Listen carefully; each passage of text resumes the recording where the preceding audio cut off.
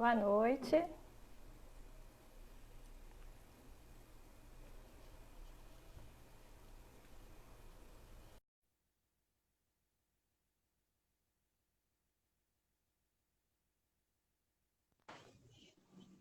Boa Boa noite. noite. Oi, boa noite, tudo bem? Tudo bem, vocês? Tudo jóia também. Eu entrei 2 minutinhos antes, porque a gente costuma pedir, né, para o pessoal verificar o áudio, né, se a gente está conseguindo ver a gente bem. Por isso que a gente sempre entra com esses 2 minutinhos assim.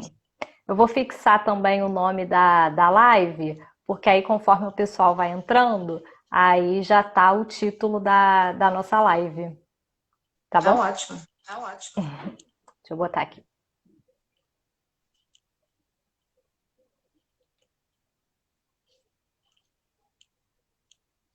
Ana, Oi, pode falar. você tá com algum áudio ligado aí? Tem sim o seu. Porque tá dando microfonia para mim. Eu Deixa eu. falo e aí eu ouço o que eu tô falando no seu vídeo. Tá Vê se dando melhorou. eco. Melhorou? Oi, oi, um, dois, três. Oi. Melhorou? Hum, Não? não. Eu só tô com esse fone mesmo. Mas tem alguém do seu lado? Não, tô sozinha. Que estranho. Tô sozinha.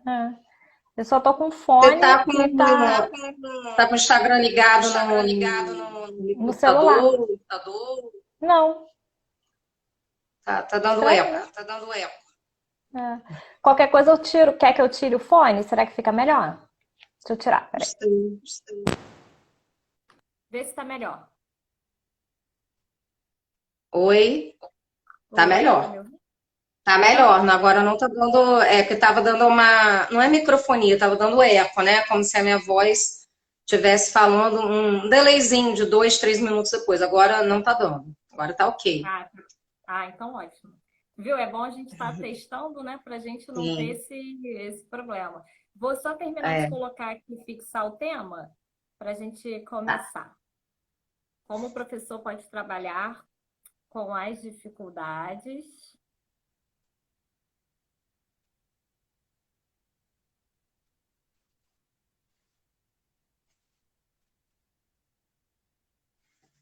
né? Aprendizagem no presencial e no virtual.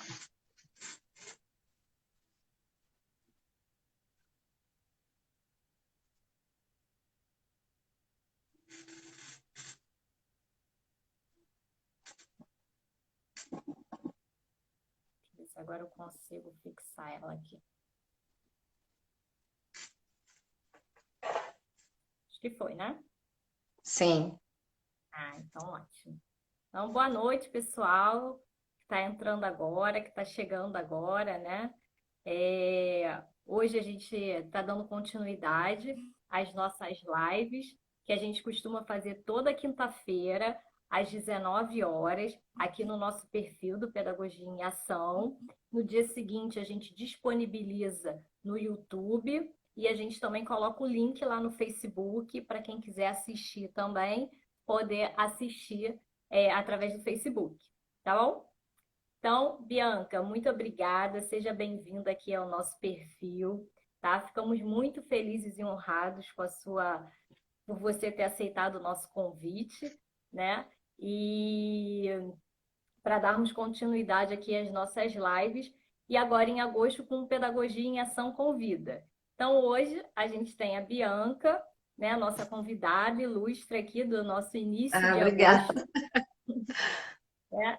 A Bianca, ela é doutora em educação, mestre em cognição e linguagem e especialista em neuroaprendizagem e psicopedagogia, certo? Certo. Então, eu gostaria, Bianca, que você contasse um pouco para a gente a respeito. Estou falando que o meu áudio está baixo, deixa eu aumentar um pouquinho. Você está conseguindo me ouvir bem? Sim. Então tá. Então, assim, eu gostaria que você contasse para a gente um pouco como foi a sua trajetória na área de educação, dentro da área da dificuldade de aprendizagem. Uhum. Bom, eu me formei em pedagogia, foi minha segunda graduação. Minha primeira graduação foi em artes plásticas, licenciatura em artes plásticas. E desde quando, na minha primeira graduação, eu tive um professor, Ana, que era um professor de psicologia da educação, que ele é aquele professor que encantava. E aí eu me encantei pela psicologia da educação. E aí, claro, comecei a querer estudar mais sobre isso. E uma coisa interessante foi que eu comecei a perceber que, assim, as artes, elas poderiam ajudar muito na questão da dificuldade de aprendizagem, dos transtornos e tal. E aí eu fui para fazer minha segunda graduação, né, em pedagogia, e aí eu vi que, tipo, tá faltando alguma coisa, aquilo não era só suficiente. Aí eu fui fazer várias pós-graduações, eu fiz 4 pós-graduações, fiz a minha primeira graduação foi em educação infantil, depois eu fiz pós em psicopedagogia institucional e clínica, depois eu fiz pós-graduação em arte, terapia e educação em saúde, e depois eu fiz pós-graduação em coaching empresarial, porque para abrir o leque em relação também a essa questão da gestão, da comunicação assertiva, que eu acho que é muito importante, porque educação e inclusão dentro desse processo é uma questão que envolve não só o educando e o professor, mas sim também a gestão da escola, os familiares e todos os indivíduos que estão envolvidos nesse grande processo, né? Então não adianta a gente falar que é só a responsabilidade da família, ou só da escola, ou só do aluno, né? Ou das pessoas que atendem, né? Os profissionais, fono, psicólogo, neuro. Então, é um conjunto de fatores que fazem com que esse sujeito ele acabe superando aí as suas dificuldades e até ampliando as suas possibilidades de aprendizagem. E aí, depois disso, eu fiz mestrado em cognição e linguagem, e comecei a perceber que eu queria muito ir para a linha de pesquisa de dificuldade de aprendizagem. E aí eu comecei a perceber, eu trabalhava na Universidade Estácio de Sá, e comecei a perceber que eu tinha muitos alunos com transtornos não laudados. Né? O que é o não laudado? Aquele sujeito que está lá com 30 anos, 40 anos, e que não tem laudo. E que ele pode sim ter, né, tem lá uma dislexia, uma descalculia, um TDAH, e não tinha laudo e nunca tinha sido feita uma investigação, não tinha sido tratado na idade adequada. E aí eu tinha muitos alunos com essa situação, e aí resolvi fazer meu doutorado nessa linha, né? Minha linha de pesquisa foi em dificuldade de leitura em adultos, minha linha de doutorado, minha pesquisa, com psicopedagogia e arte-terapia. Então eu uni os meus conhecimentos, aquilo que eu sabia, e comecei a trabalhar com oficinas. E eu acho que isso foi um ganho muito grande para os alunos, foi maravilhoso. E hoje a gente tem alguns projetos assim, hoje eu sou professora do IFE, né, Instituto Federal Fluminense, e a gente também faz isso, tem alguns projetos de inclusão e com arte e tal, dentro desse processo de aprendizagem, que eu acho que é muito importante também.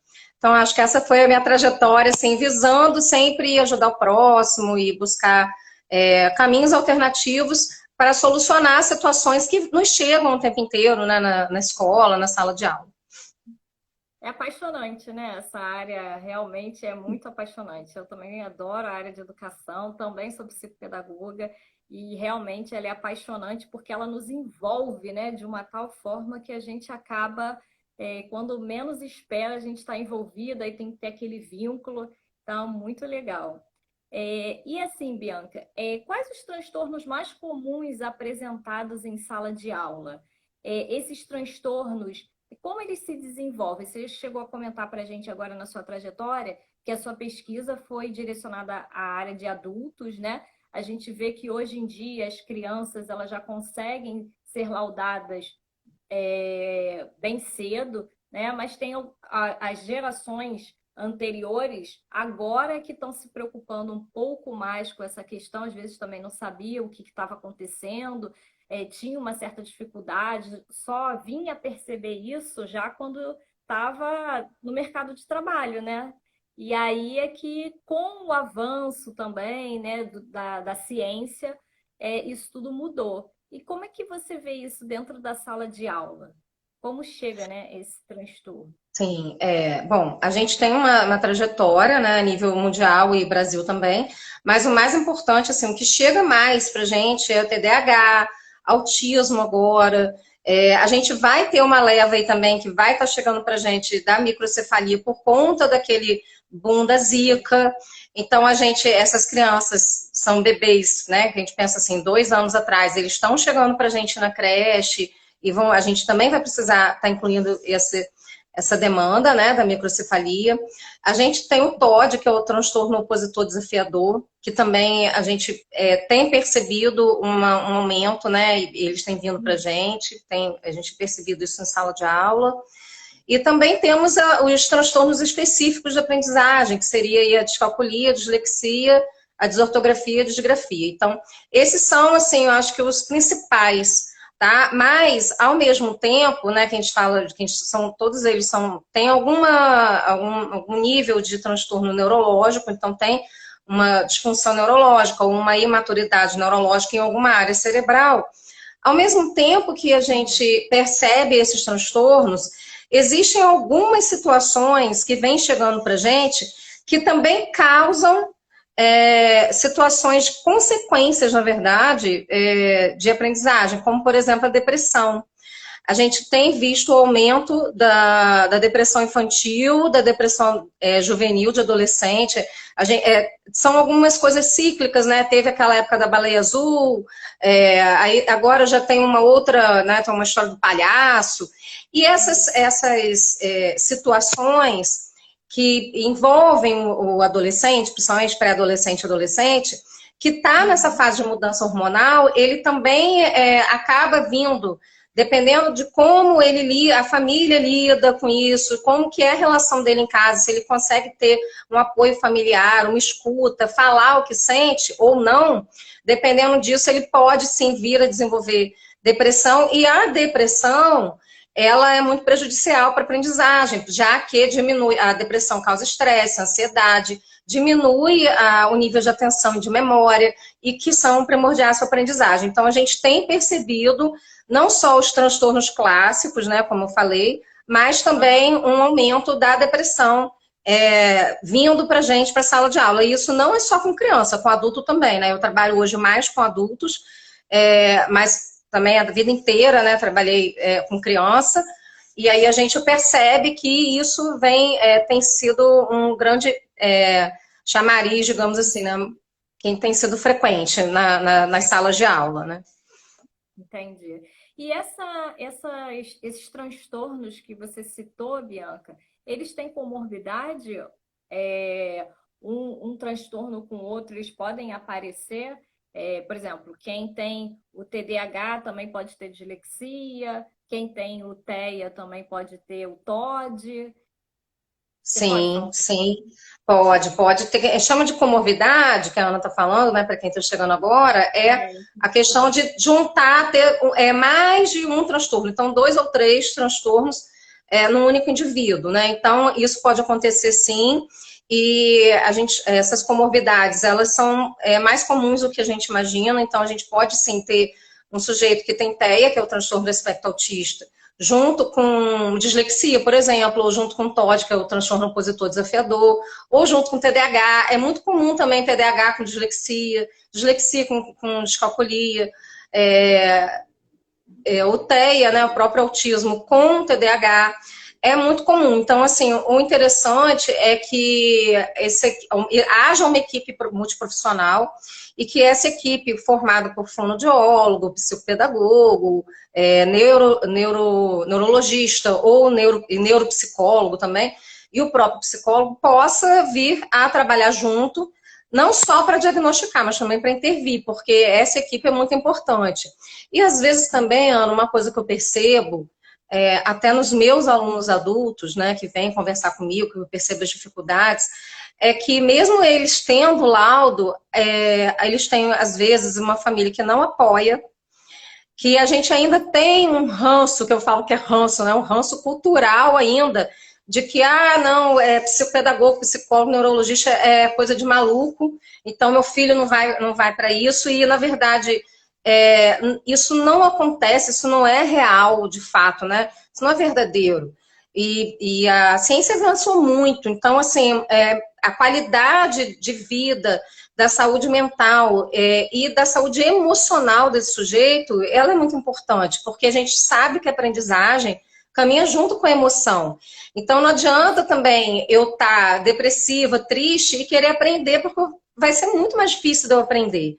Então, assim, a gente precisa também trabalhar a família, porque muitos não aceitam também, quando recebem um diagnóstico, a família não aceita ou não acredita, né? E em alguns alunos adultos que eu tenho, por exemplo, com dislexia, mesmo com laudo, também é um outro, eu acho que são várias variáveis, digamos assim, né? E uma variável é o diagnóstico correto, para que o sujeito não fique sofrendo, né? Também que afeta a autoestima dele não aprender. Uma outra variável é a família e a outra variável é a escola. Então, assim, que essa equipe faça um diagnóstico correto, porque aí a intervenção e o tratamento vai ser adequado, né? Porque não adianta nada você intervir numa coisa que ele não tem. A questão da família é muito importante, do apoio familiar, da conversa, do estímulo, e também a escola, porque eu também vejo alguns professores e até pedagogos, às vezes, ou rotulando, que também eu acho que é perigoso a gente rotular, sabia que tem um pedaço de papel aqui, é o laudo, então ele tem isso, ele não vai aprender, já repetiu de ano. Né? Então, assim, já ouvi alguns professores já no primeiro bimestre dizendo que o aluno já te repetiu de ano. Então, acho que essa questão do rótulo é muito importante a gente não rotular, porque ele é um indivíduo, né? Então, assim, ele tem sentimentos, ele tem emoções e cada um aprende de uma maneira. Eu acho que isso é É. importante.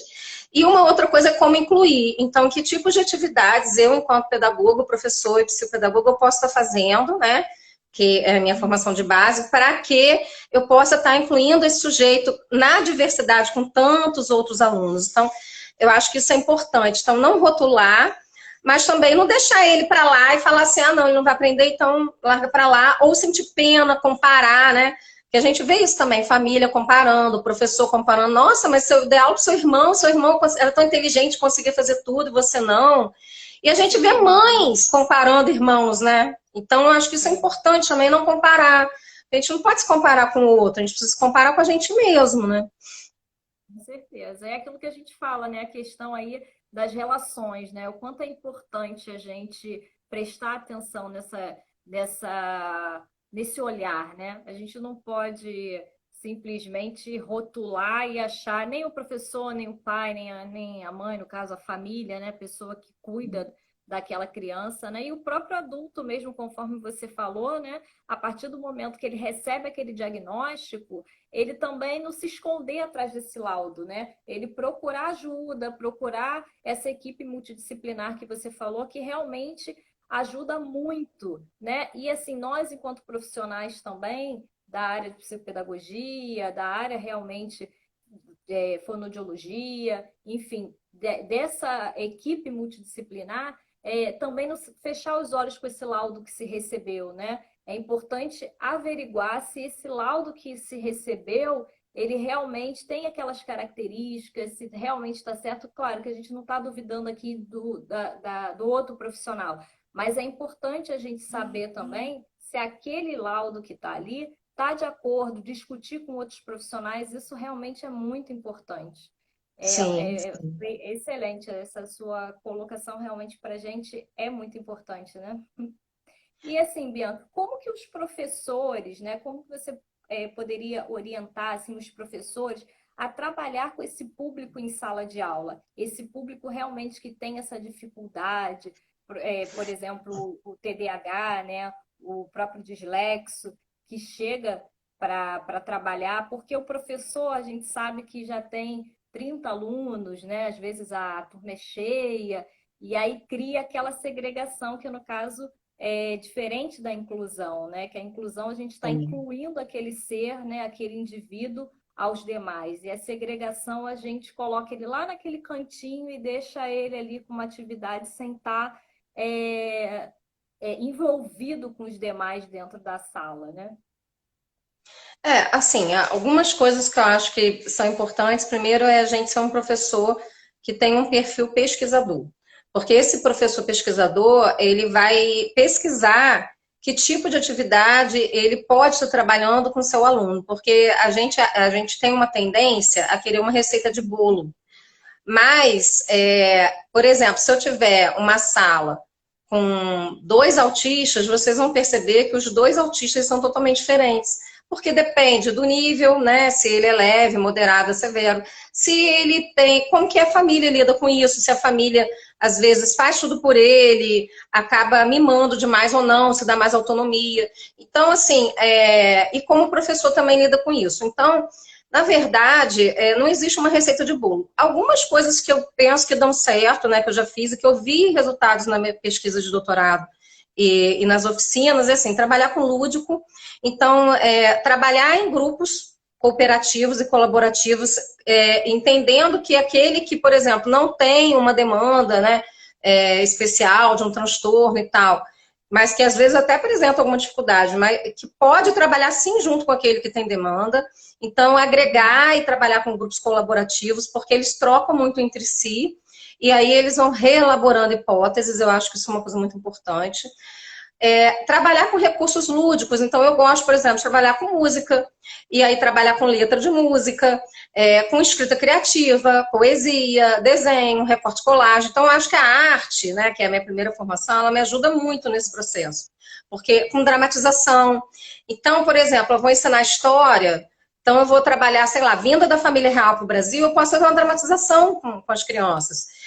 Eu vou trabalhar língua portuguesa, e aí, às vezes, eu lembro, né, que eu estudei dessa forma, eu tive, acho que o privilégio de estudar numa escola mais progressista, digamos assim, em que eu estudava com música, então eu lembro que eu aprendi preposição, que a gente precisa, assim, memorizar, na verdade, né, aquela famosa decoreba, e eu aprendi com música, nunca mais esqueci, sei tudo até hoje disso, né, então, assim, aquilo que a gente aprende de uma forma mais lúdica, a gente lembra, porque ela acaba tendo um significado para a gente. Então, eu acho que usar recursos lúdicos, usar um vídeo, usar uma música, usar uma brincadeira de roda, mesmo com adultos, como dá certo, Ana. Eu uso na minha sala de aula, eu brinco, né? Eu lembro que no semestre passado, agora não, que a gente está em isolamento social, né? Mas eu brinco com os meus alunos, eu fiz escravos de Jó com eles, com as minhas turmas, e o quanto que a gente trabalhou a parte psicomotora com adulto, tá? E aí a gente escreve no papel, às vezes, aquilo que a gente quer jogar fora, o que a gente está sentindo, e aí depois quem pegou esse papel vai falar, vai dar uma palavra de apoio, não sei, a gente vai adaptando também as técnicas, né, e as atividades, e às vezes até coloca no papel aquilo, uma coisa que eu acho difícil no conteúdo, e a gente faz escravos de Jó, faz jogo da memória, faz quiz. Então, eu penso que as atividades, quando elas têm um planejamento e a gente pesquisa, ela fica mais fácil de lidar. Não quer dizer que vai ter o mesmo resultado para todos. Quer dizer que a gente vai precisar adaptar de acordo com a necessidade daquela turma ou daquele indivíduo em especial. E alguns moderado para severo, talvez até também precisem de mediadores também, né?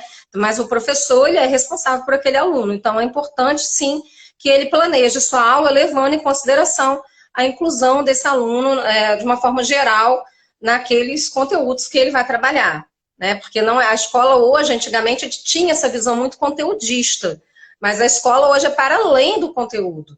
O que eu vou aprender, como que eu vou formar meu caráter, o que eu vou aprender de competências socioemocionais para lidar com a frustração, para lidar com uma situação de conflito. Então, é para além, porque o que adianta ser ótimo na 10 nas matérias, saber tudo, né, de matemática, química, física, sei lá, português, e não saber lidar com o outro, não saber conversar, não saber lidar com uma situação, não saber perder, não saber ganhar, que eu acho que é o nosso grande desafio hoje na vida. A gente vê crianças e jovens, até adultos, com baixa tolerância à frustração, que tudo grita ou agridem fisicamente, verbalmente, a baixa tolerância até e as agressões verbais até nas próprias redes sociais. Então, isso vem sendo uma crescente, né? Então, a escola também pode trabalhar isso de alguma forma, e os recursos lúdicos, eles auxiliam esse processo, não só para a questão do conteúdo, da aprendizagem do conteúdo, mas também para uma reflexão acerca disso tudo que a gente precisa, né? Dessa questão do conviver, que eu acho que é muito importante. Não, e é ótimo até você citar, né, a questão do lúdico, porque se torna mais divertido, mais interativo, né, e cria ali, né, uma proximidade de todos os alunos, do professor. Isso é muito legal. E o adulto, ele tem uma criança dentro dele, né? Então ele acaba ali também se envolvendo. É muito legal. E, Bianca, você considera que essas atividades elas também podem ser feitas através do virtual? Porque a gente está É, acostumado, o professor, né, estava muito acostumado à questão do presencial. E agora a gente está no cenário de mudança, né, onde a gente teve que se adaptar ao mundo virtual, às aulas remotas, né? Então, assim, a gente recebe muito dos professores também essas dúvidas, né? Essas dúvidas de como trabalhar dentro do ensino remoto, né? E essas atividades lúdicas, você acha que tem condições de eles trabalharem também de forma virtual? eu penso que é essencial, gente, trabalhar o lúdico. Talvez a gente não vá conseguir trabalhar como atividades coletivas, por exemplo, lúdicas, talvez a gente não vá conseguir trabalhar igual do presencial. Mas também eu acho que é muito entediante, vou usar essa palavra, para o aluno ficar 4 horas na frente de um computador com o professor lendo texto, lendo slide, sem uma atividade prática. Então, assim, intercalar, até porque, gente, o nosso cérebro, o nosso nível de atenção é 40, 50 minutos. Então, eu penso que intercalar as atividades, sempre teoria com prática, teoria e prática. Então, por exemplo, eu acho que é interessante nas aulas, né? A gente fez um curso agora, junto, né? Eu e a Ana também.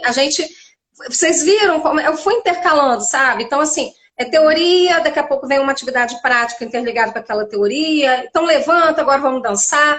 Porque isso tudo faz parte da aprendizagem. Então, quando a gente também fica só, e eu tenho percebido isso, muitos professores colocando fórmulas no quadro, lendo textos imensos.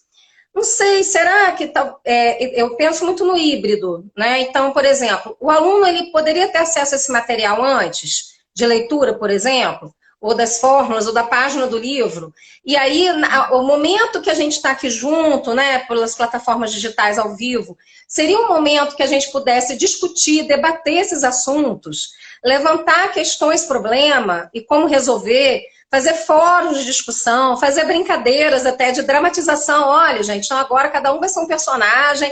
Então, assim, eu acho que esse lúdico, ele é extremamente necessário para esse online agora, para esse virtual, né, para essas plataformas digitais, nesse modelo que a gente está tendo agora, porque isso faz com que o aluno prenda a sua atenção e também com que ele aprenda de fato e não apenas decore.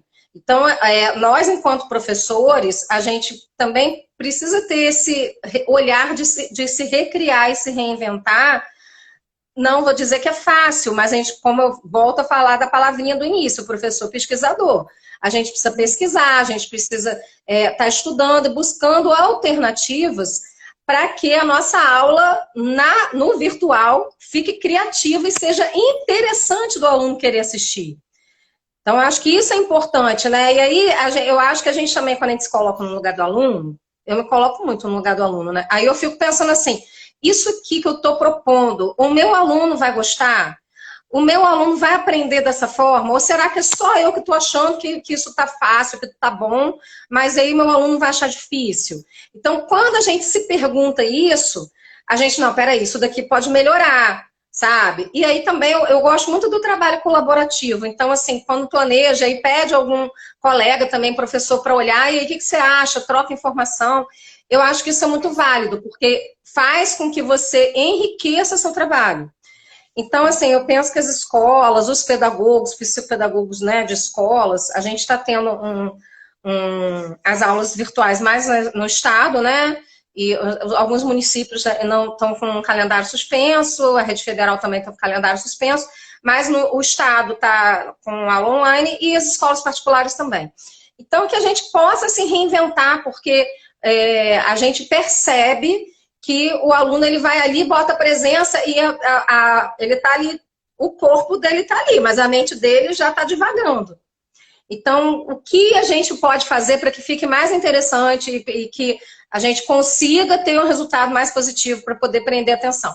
Por isso que eu gosto muito da música, eu gosto de um jogo, né, de uma coisa mais desafiadora, jogar, às vezes, uma situação, um problema para poder estar sendo resolvida pelos alunos. Eu acho que isso é interessante para que crie também essa autonomia e a gente chama de empreendedorismo juvenil, né, dele estar ali, um empoderamento, digamos assim, né, a gente está empoderando o aluno para ele também se sentir responsável pela aprendizagem dele. Eu acho que isso é importante. Com certeza. É igual quando a gente, né, lá na escola, né, lá no ensino fundamental, a gente começa a aprender a fazer redação e o professor, né, chega para a gente e fala assim, olha, mas você tem que escrever para o outro entender e não que o que você está escrevendo, você sabe o que você está querendo dizer. Mas será que o outro vai interpretar dessa forma?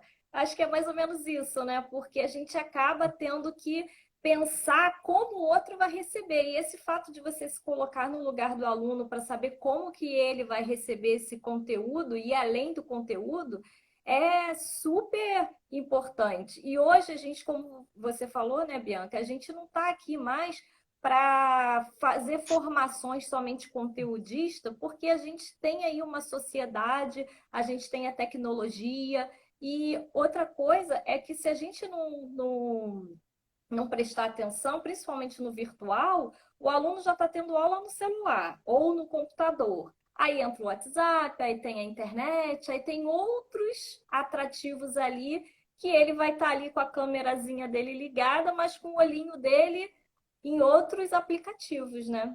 Isso daí Porque realmente... são vários hiperlinks, hipertextos, né? Links dentro de links, então você vai clicando, daqui a pouco você para uma página que já não tem mais nada a ver com aquilo que você estava estudando. Então é importante que a gente faça um bom planejamento, mas que englobe realmente essa questão, às vezes, da pesquisa, do lúdico, de recursos diferentes, usar até o próprio recurso do celular, né? Trabalhar com foto, eu gosto muito de trabalhar com foto, trabalhar com cooperação. Então, assim, na verdade, o que a gente precisa entender é que esse aluno, que ele vem para a gente, sei lá, com 4, 5, 6 anos, ele vai se tornar um adulto. A maioria dos transtornos neurológicos, eles não têm cura. Então, eles têm tratamento para que você consiga conviver com ele, minimizando alguns sintomas e com uma certa qualidade de vida e de aprendizagem. Mas é para a vida toda. Então, e ele vai crescer, e ele chega no ensino médio, ele chega na graduação. Como ele vai chegar, vai depender também desse conjunto de fatores que a gente já falou antes, do professor, do planejamento do professor, da família, do apoio da escola. Quando a escola ela tem uma pedagogia, né, e uma questão pedagógica mais estruturada, e os professores têm uma liberdade de conversar entre si, de planejar participativamente, colaborativamente, a gente percebe um ganho para o aluno. E a inclusão, realmente, o fato acontece. Agora, quando é uma escola que, às vezes, não tem essa conversa, não tem esse diálogo, e cada um faz da sua forma, quebrando, às vezes, cabeça, sem se comunicar, eu acho que isso é muito prejudicial para o aluno, porque fica naquela situação de tentativa e erro. E eu acho a tentativa e erro, neste momento, é perigoso, né? É uma linha tênue aí, porque a gente está num momento delicado de isolamento social, onde as pessoas estão mais frágeis emocionalmente, mas que também a gente precisa estar movimentando essa aprendizagem de alguma forma e se reinventando. Então, é importante, sim, que a escola como um todo, o corpo docente, né, a equipe pedagógica, se reúna através das plataformas digitais e pense em novas estratégias. Não cabe, né, como eu já vi em algumas aulas de algumas escolas, botar o quadro atrás e ficar anotando, gente, copia aí. que sentido tem isso, sabe? Ou então, não, gente, a aula de hoje, a aula de matemática, exercício da página 58 a 63, as 5 páginas em 1 hora. Melhor mandar para casa. E aí, a função do professor, e aí a gente vai para toda essa questão de qual é a função nossa enquanto professor, enquanto psicopedagogo, pedagogo, nesse momento, é de repensar mesmo, né? Não acho, também não penso, né? De todas as reuniões que eu tenho participado, eu não acho que a gente vá voltar para um modelo antigo. Né? Acabou a pandemia, acabou o isolamento social, tá? Então vamos voltar, aulinha no quadro, porque os meninos, né, os jovens, os adolescentes, os adultos, eles já estão lá na frente, eles já tá com uma outra tecnologia, já tá com outros recursos. Então eu penso que muitas coisas vão aí ser recriadas e vão continuar, na verdade. Outras a gente vai continuar com o que estava fazendo antes, mas a gente pode recriar e unir o que está dando certo, né? Eu penso que unir é sempre bom. Sim, sem dúvida. A questão do ensino híbrido é isso, né? É a gente realmente trabalhar essa questão do presencial e do virtual ao mesmo tempo. Quando você falou também que ele levar o material, por que não ler então em casa essas 5 páginas e depois numa aula online debater a respeito dessas 5 páginas, ao invés de ficar fazendo os exercícios ali, lendo, enviando pelo WhatsApp, enviando, né? Eu acho que fica uma coisa muito robotizada, né? Eu também enxergo dessa forma. E assim, Bianca, dentro do ensino remoto, né, que é o que no momento, com a questão da pandemia que a gente está agora vivendo, né, e está cada dia que passa tendo que se reinventar dentro desse ensino remoto, todas as dificuldades de aprendizagem, a gente consegue trabalhar nesse online ou não? Ou quais as atividades, ou então que tipo de quais os transtornos, né, que realmente conseguem acompanhar esse ensino remoto? Então, a gente não tem uma lista de transtornos porque seria até utópico fazer isso, né? Mas assim, a gente percebe que cada indivíduo ele tem um nível de tolerância para ficar na frente do computador ou na frente do celular, dependendo de qual atividade. Então, se é uma atividade lúdica, se é uma música, talvez ele consiga ficar mais, dependendo da idade, né? Ou se é uma conversa. E dependendo se é uma aula mais expositiva, que ele está achando mais entediante, talvez ele consiga ficar menos.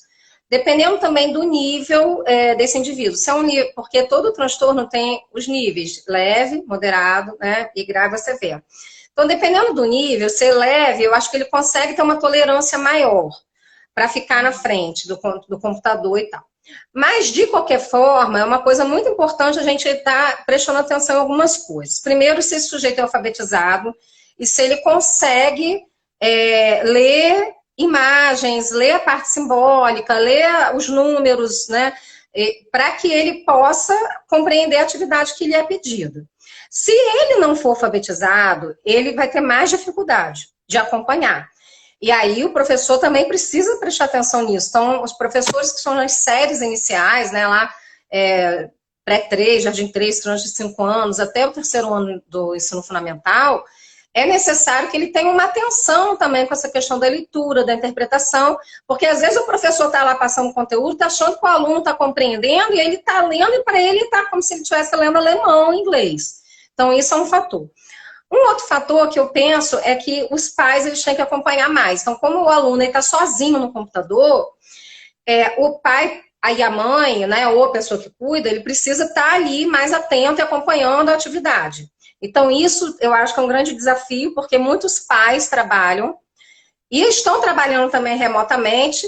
Então, a gente tem alguns desafios no ensino remoto, como questão, por exemplo, de internet, acesso, todo mundo tem acesso ao computador, tem acesso à internet, muitas vezes até a internet do próprio professor cai. Então, também tem isso, né? E o tempo de exposição à tela. Então, eu acho que, sim, a gente deveria, por exemplo, se eu tivesse a possibilidade, já fui coordenadora e diretora de escola há muitos anos, eu conseguiria, eu acho que, organizar de uma forma diferente da forma como está sendo organizada hoje, que é tipo ficar 4 horas seguidas na frente de uma tela de computador. Talvez ficar 2 horas, dar um intervalo, e aí depois 2 horas da tarde, ou fazer uma atividade que não precisa ficar na frente do computador, intercalar entre a aula gravada e a aula ao vivo, atividades colaborativas, que eles podem fazer grupos de até 8 pessoas no WhatsApp. Então, a gente utilizar esses recursos tecnológicos a favor também para que haja uma aprendizagem significativa.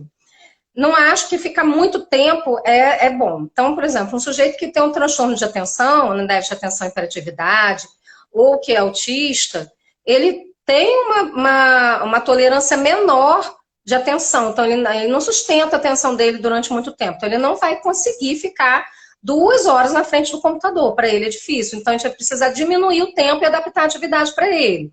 E alguns têm a necessidade do mediador. Algumas escolas particulares estão fornecendo mediador e ele fica ali meia hora por dia com o aluno. Né? E aí ele consegue acompanhar aí 10, 20 alunos, né, dependendo da carga horária de contrato desse mediador. Mas a mãe também precisa estar perto, né? Porque o mediador não vai estar do lado do aluno, ele vai estar do outro lado da telinha. Então, por exemplo, se é uma criança que tem uma baixa tolerância, o que ele vai fazer? Ele vai sair, vai fazer isso. E aí a pessoa que está lá do outro lado fala assim, peraí, fulaninho, volta aí. Né? E cadê a pessoa? A pessoa já saiu. Ah, eu não quero mais não, já saiu. Então, a gente precisa estar pensando. E aí, às vezes, uma coisa que eu acho legal é a gente planejar várias atividades. Porque, às vezes, eu acho assim, poxa, né, peguei aqui, sei lá, jogo da memória do tato, né? Eu adoro. Aí, eu acho interessante, vou botar, né, um para mim e agora um para você, porque aí aqui eu não vou poder, porque eu não tenho tato. Então, eu vou falar, gente, o meu aqui é algodão. Qual que você acha que é esse? Ele vai ter que ver, porque ele não vai estar ali para sentir. Ou eu posso passar isso antes para a mãe confeccionar com ele, ou jogar daqui, ele jogar daí. Também é possível. Mas aí a gente tem que pré-disponibilizar o jogo antes, né? Então, para poder ele estar fazendo. Agora, pode ser que ele fale assim, não quero jogar isso não. Aí eu tenho que ter o plano B, o plano C. Tudo bem, então o que eu vou fazer? Eu vou trabalhar um bingo de palavras, eu vou trabalhar... Aí, claro, vai depender do conteúdo que o professor está trabalhando e também do nível do ano de escolaridade, né? Então, acho que isso é importante também. Ter plano A, B e C para que a gente consiga abarcar a turma inteira, incluir e fazer com que esse sujeito ele participe de diferentes formas. Eu acho que isso é importante. E a gente vê que no ensino, com as crianças, né, que não tem nenhum transtorno, né, a gente já tem que ficar ali do lado, acompanhando, a família tem que dar essa atenção direta, né? Imagina quem realmente tem essa dificuldade de aprendizagem, esses transtornos, realmente é muito necessário esse acompanhamento familiar. Isso é essencial, né? Essencial, essencial. Bianca, nós estamos aqui faltando 15 minutinhos, né, para terminar a nossa live. Eu acho que dizer que foi excelente, né, esse nosso encontro, que o seu curso de neuroeducação foi maravilhoso para a gente também, agregou muito, né? As suas aulas realmente são lúdicas, são muito interessantes.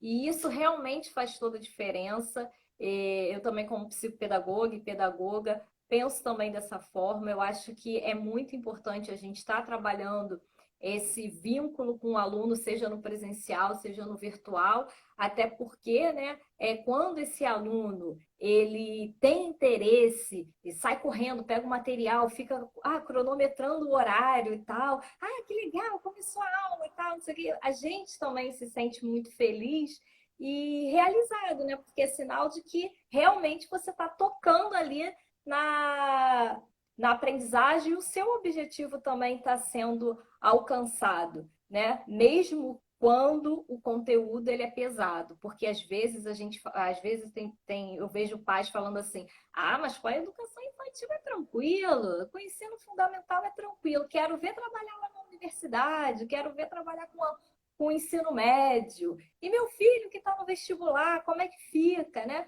Então, assim, eu acho que hoje nós temos as videoaulas, elas estão muito interativas, né? Sim. Hoje a gente tem cursos, né?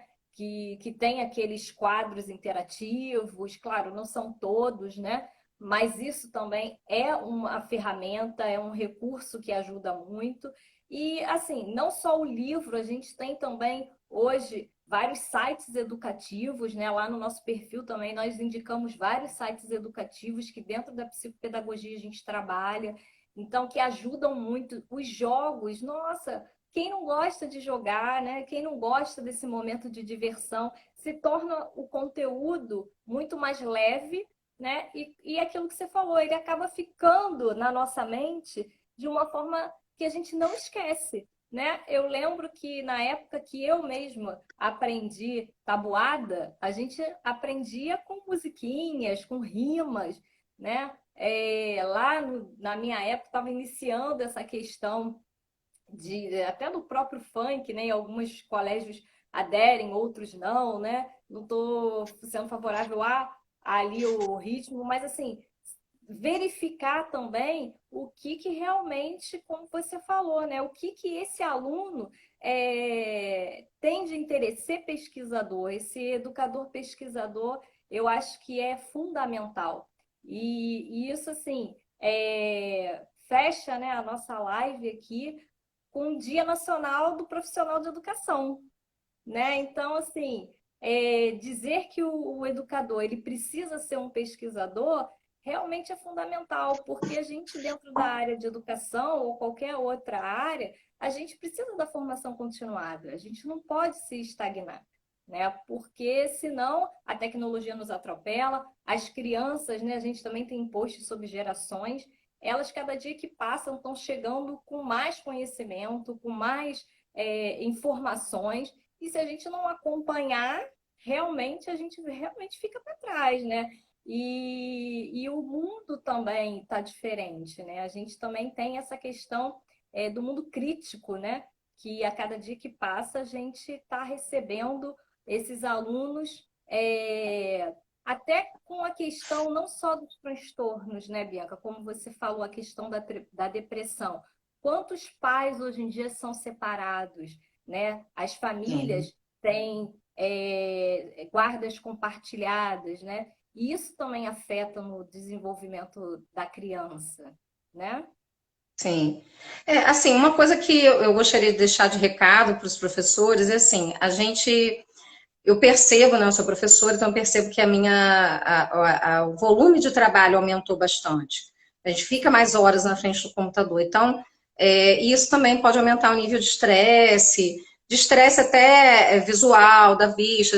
Eu tenho alguns professores também que relatam dor de cabeça, fotofobia. Então, acho que uma coisa interessante é a gente conseguir gerenciar o nosso tempo da melhor forma possível, para não deixar tudo para a última hora e não acumular uma gama de trabalho muito grande, né? Eu tenho um curso online pelo IF, que é Autocuidado e Bem-Estar, em que a gente faz isso que você falou. A gente tem aula gravada, né, que é videoaula, a gente tem vídeos interativos, a gente tem webconferência, que são atividades síncronas, que é pela plataforma Moodle, então é no sistema EAD, né? A gente tem podcast.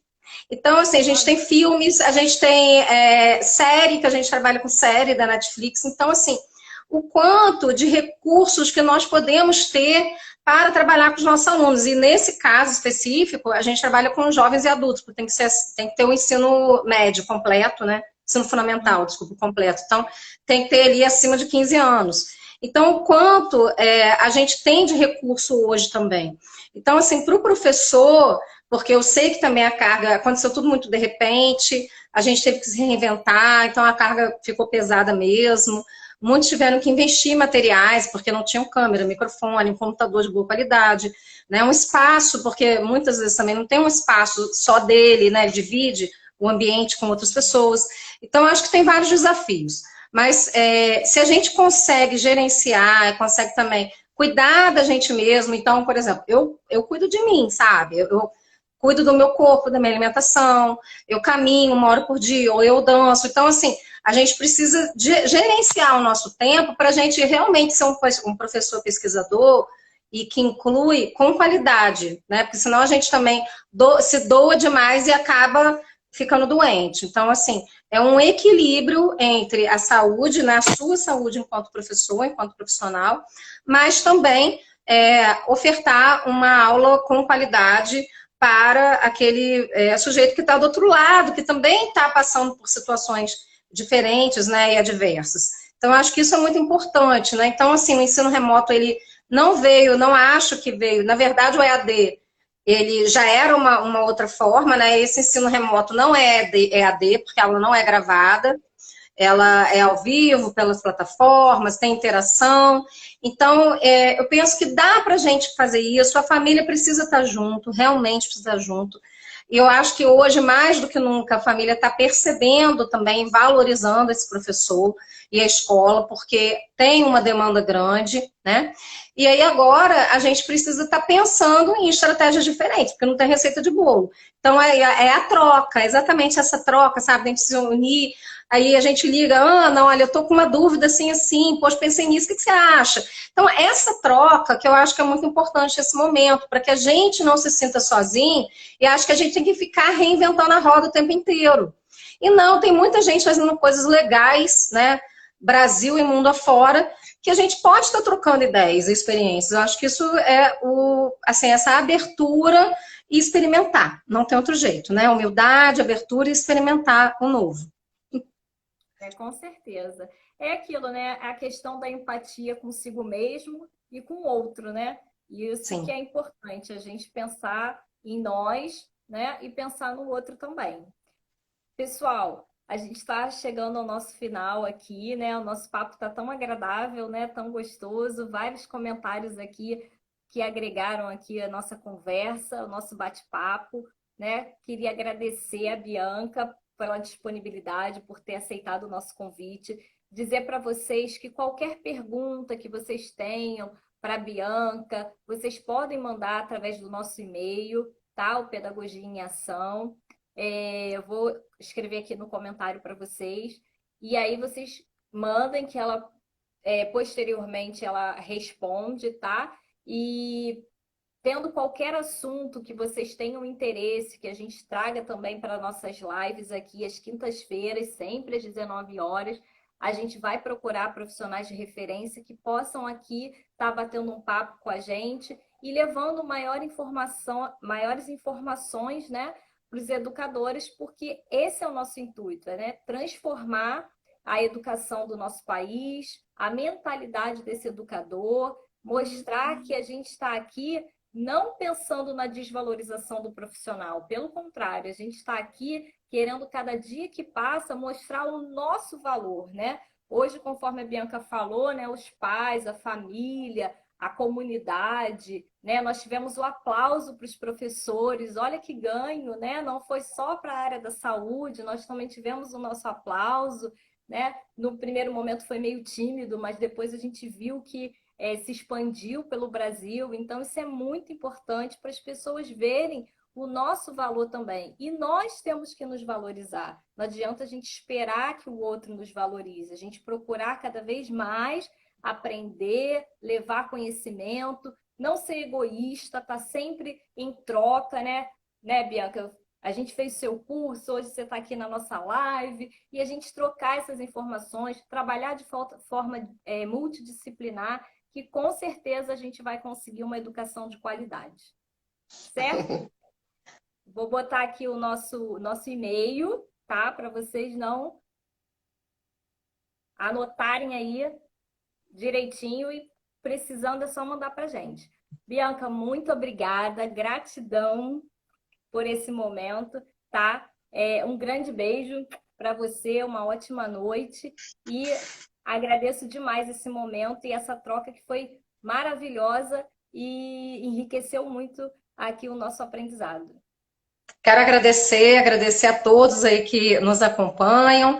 Sigam lá também nas redes sociais, Facebook Bianca Câmpora, canal do YouTube também Bianca Câmpora, e no Instagram, @Bia Câmpora.